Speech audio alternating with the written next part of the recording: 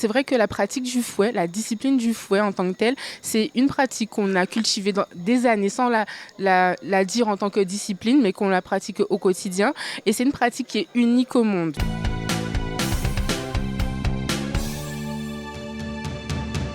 C'est vrai que le fouet se démocratise d'année en année.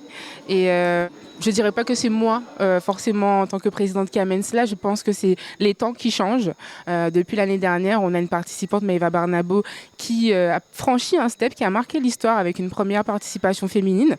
Et elle est à nouveau là cette année pour le championnat de Guadeloupe de fouet. Donc, je dirais que c'est la démocratisation qui prend place. Et on peut retrouver aussi l'enclin, l'investissement des plus petits aussi, que ce soit chez les petites filles et que ce soit chez les petits garçons. Le fait d'être la seule fille, je kiffe, en fait. Bon, on espérait quand même qu'il y ait une fille en plus cette année. Malheureusement, il n'y en a pas encore une fois cette année. On attendra l'année prochaine. Mais en réalité, c'est un défi puisque, au final, je me retrouve confrontée à des garçons. Et c'est pas ça qui me dérange. Bien au contraire. Donc, je suis quand même contente. Ça me dérange pas, quoi.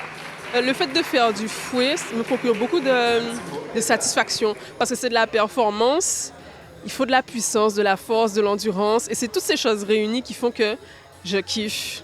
C'est ça en fait. J'aime la compétition. C'est une idée qui est venue parce que de base, le fouet, c'est une compétition qu'il y a dans la rue. Le fouet qui s'est développé comme il s'est développé, c'est vraiment venu parce que dans la rue, il y a cette petite compétition entre les fouettards. Et nous, le problème, c'est qu'on voyait que ça parlait, mais il n'y avait jamais de champion, de vrai champion. Alors, on s'est inspiré de ce qu'il y avait dans la rue, on a dessiné un règlement, on a écrit, on a pris le temps de le développer sur 3 ans, de le tester. Et aujourd'hui, on est fiers de pouvoir le mettre en pratique. Et c'est un règlement qui nous permet d'avoir une compétition qui est très proche de l'ADN, du fouet en fait, de la discipline, mais tout en étant encadré, pouvoir apporter vraiment un espace de développement en fait pour cette discipline parce que c'est une discipline qui est très commune en Guadeloupe, très démocratisée. Et ce qu'on veut, c'est pouvoir accompagner les fouettards qui ont souvent été marginalisés, leur offrir un podium, leur offrir des projecteurs pour qu'on puisse les voir parce que le fouet et les fouettards de base, c'est déjà quelque chose de très performant. Et c'est l'occasion maintenant de mettre le projecteur, de mettre la lumière sur leur performance pour qu'ils puissent montrer en fait au public et à la Guadeloupe de quoi ils sont capables et qu'on puisse porter fièrement cette discipline pour avoir un rayonnement local puis international. Exceller avec un fouet, pour moi, ça représente beaucoup parce que du fouet, ça fait plus de 10 ans. Donc pour moi, ça a une très très grande importance de ramener ce qu'on fait dans la rue dans un cadre beaucoup plus professionnel. Donc pour moi, ça a une très très grande signification, donc j'espère pouvoir encore remporter cette année et les années qui suivent.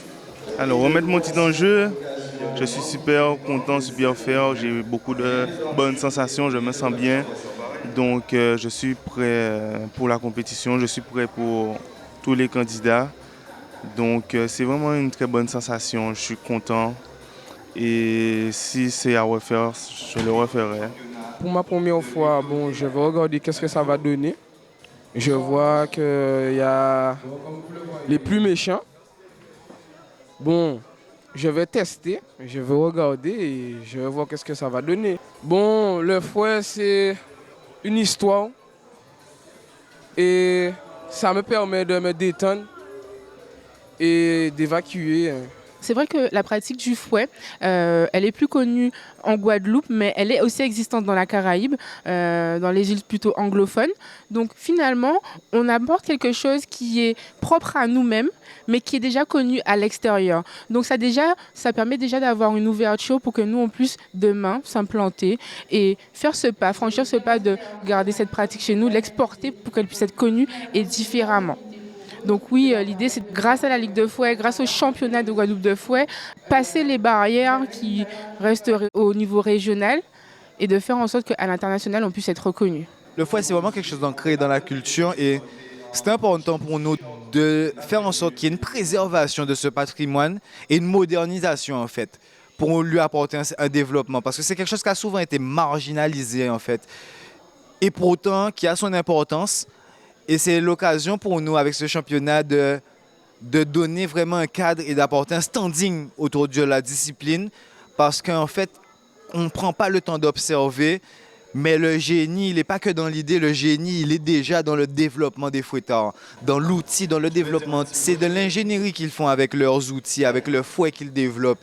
C'est de la préparation physique qu'ils font pour maîtriser et être en capacité d'avoir de l'endurance avec leurs outils. Et nous, avec le championnat, c'est ça qu'on met en avant. C'est exactement cette compétitivité qu'on met en avant et cette performance en fait. Pour amener plus de femmes dans la compétition, c'est vrai que moi je ne suis pas forcément sur le terrain, mais c'est déjà démocratiser. J'aime beaucoup ce mot, démocratiser, décomplexons les choses.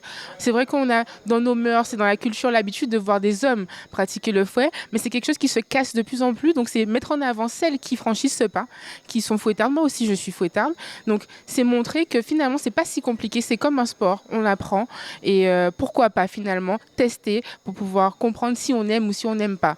Donc c'est déjà démocratiser, décomplexer les choses. Franchir, pour certaines qui ont la crainte, la peur de l'outil en tant que tel, le fouet, l'essayer, faire corps avec pour savoir si vraiment il y a de quoi en avoir peur. Si vous voulez vraiment faire du fouet, les jeunes, n'hésitez pas déjà à en parler aux personnes à qui peut-être ça dérange, trouver un arrangement, peut-être une tranche horaire sur laquelle faire son fouet, puisque on a le droit de s'exprimer aussi. C'est vrai, ça fait du bruit, mais c'est du bruit perçu par les autres. Pour nous, c'est pas du bruit. Pour nous, c'est un moyen de s'exprimer, de se défouler. Donc, n'hésitez vraiment pas à en parler avec les personnes à qui ça dérange, ou même de trouver un groupe de personnes qui le font. Vous pourrez peut-être aller à un endroit. Peut-être bientôt, on aura des endroits adaptés au fouet. Pour les jeunes qui pètent le fouet en bas des bâtiments et qui font du bruit, quitte à réveiller les voisins, nos mamies, nos papis, bon, je pense que c'est normal qu'on s'entraîne, surtout en période de carnaval, mais il faudrait quand même prévenir et comprendre aussi. Il faut comprendre les deux côtés, les fouettards, mais également les riverains, parce que voilà, on n'est pas tout seul. Donc il faut qu'on soit dans le respect et dans la communication. C'est important. La Ligue de fouet a vraiment pour mission d'encadrer des jeunes parce qu'aujourd'hui, les jeunes qui s'entraînent, c'est dans la rue et effectivement, ça crée une nuisance.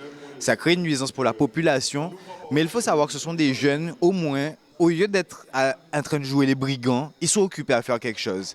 Et nous, ce qu'on veut avec la Ligue de fouet, c'est de pouvoir créer des espaces, des terrains de fouet où ils pourront s'entraîner tout en étant hors de la population et surtout ne pas être dans la rue, dans des parkings, dans des endroits qui ne sont pas sécuritaires pour eux. Parce que ça reste des jeunes qui doivent être encadrés, sur lesquels on peut avoir un œil.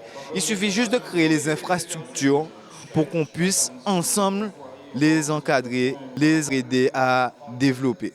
Donc cette année, on a choisi Kérosène comme parrain parce que déjà, on lui a proposé et que ça a été un oui intuitif, direct, sans même poser de questions, qu'on a pu échanger avec lui autour du fouet, qu'on a vu qu'il y avait une passion qu'on pouvait partager en fait.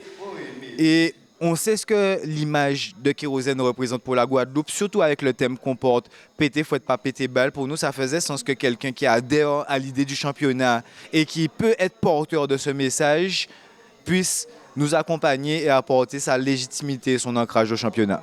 Ça me fait super plaisir. En fait, je n'étais pas au courant de l'existence du championnat de fouet. Donc, j'ai à cœur, en tant que parrain, de faire en sorte que tout le monde en Guadeloupe soit au courant qu'il y a un championnat de fouet à partir de maintenant.